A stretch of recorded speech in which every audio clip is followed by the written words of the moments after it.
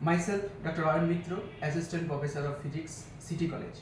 Today we are going to discuss about superconductivity.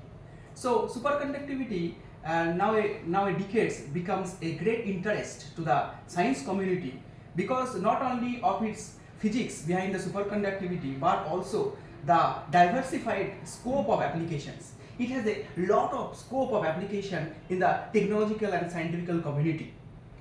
All of you heard the name of MATLAB 10, that's magnetic levitation 10, that is Japan is going to sponsor it, or Japan is going to launch it, because if it is possible to make MATLAB 10, then the speed of the train will become much more than that of the bullet train. Okay, and this MATLAB 10 made by superconducting material. So before going to the definition of superconductivity, you have to first learn what is conductivity. What is conductivity?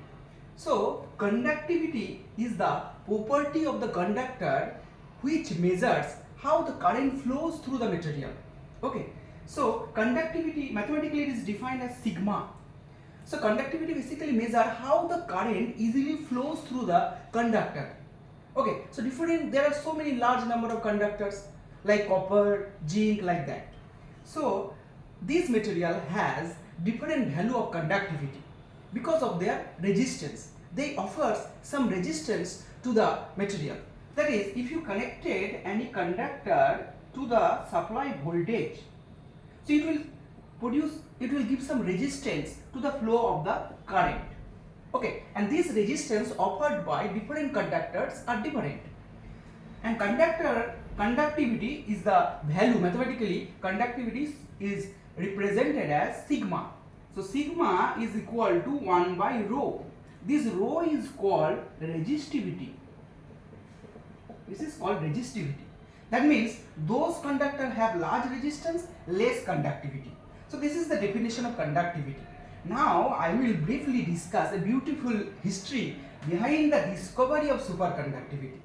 A well-known French scientist named Camerlin Ons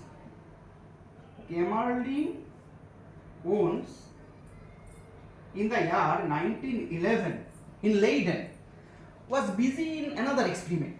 Okay, he was not interested about the superconductivity. He was interested to measure the resistance of the mercury. Okay, and when he measuring the resistance of the mercury from here its melting point 230 Kelvin, he is measuring with the resistance with respect to the temperature. He is lowering the temperature. Okay, and he observed that the resistance of the mercury drops down like that. Okay, so this is 0, this is temperature 10 Kelvin, that is 5 Kelvin, that is 4.2 Kelvin. So when he observed that the temperature comes to 4.2 Kelvin, the resistance drops down to 0 of the mercury element. So he was quite surprised, what is happening here? He again repeated the experiment. He again lowering the temperature from 230 Kelvin to the 4.2 Kelvin and again gets the same result. The resistance drops down to 0. Resistance becomes 0 at 4.2 Kelvin. 4.2 Kelvin is the melting point or liquid helium temperature. It's called liquid helium temperature. So then he concluded that below certain temperature there are some materials. If you lowering the temperature, then below certain temperature, this is called the critical temperature, represented at Tc. Tc almost equal to, at that is his experiment, Tc was 4.2 Kelvin, and he observed that the resistance drops down to 0. Resistance becomes 0 means resistivity becomes 0, and when resistivity becomes 0, conductivity becomes infinite. That is, the material has infinite conductivity. So this property assigned by Camerlin Ons or designated by Camerlin Ons is called superconductivity.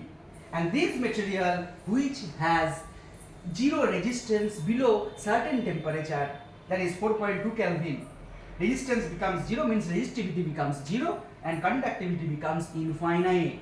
Okay, this property is called superconductivity, named by Camerlin Ons, and this type of materials are called superconductor. So after the discovery of Camerlin Ons, this topic becomes a lot of interest to the science communities and the technologists. because if it is possible to make the resistance zero, then there will be no power dissipation, there will be no power consumptions, then the cost of the electricity will become less. And as if the cost of the electricity become less, then the problem of the entire nation of any country will be reduced, and all the price of the electronic device will be reduced. Okay, so that becomes a very interest to the science community. So researcher will start to develop new superconducting materials, because the main challenge was that the temperature of the superconductor is very less, that is 4.2 Kelvin, and to achieve this temperature is very difficult. So the main challenge is to discover new superconductor whose critical temperature close to 300 Kelvin, that is room temperature. It was the main challenge. So dear students, it is now a challenge to the researchers that is still no superconductor has been discovered whose critical temperature is 300 Kelvin. So if you can prepare a superconductor of room temperature, you will get the Nobel instantly. Okay, so Nobel is waiting for you. So, but still with the development of the science and research, maximum still now the highest critical temperature superconductor is 155 Kelvin.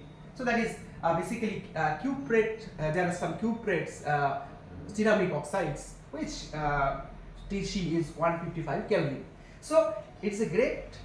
Still the research is going on, because it is a challenging task to prepare superconductor at 300 Kelvin. So that's it.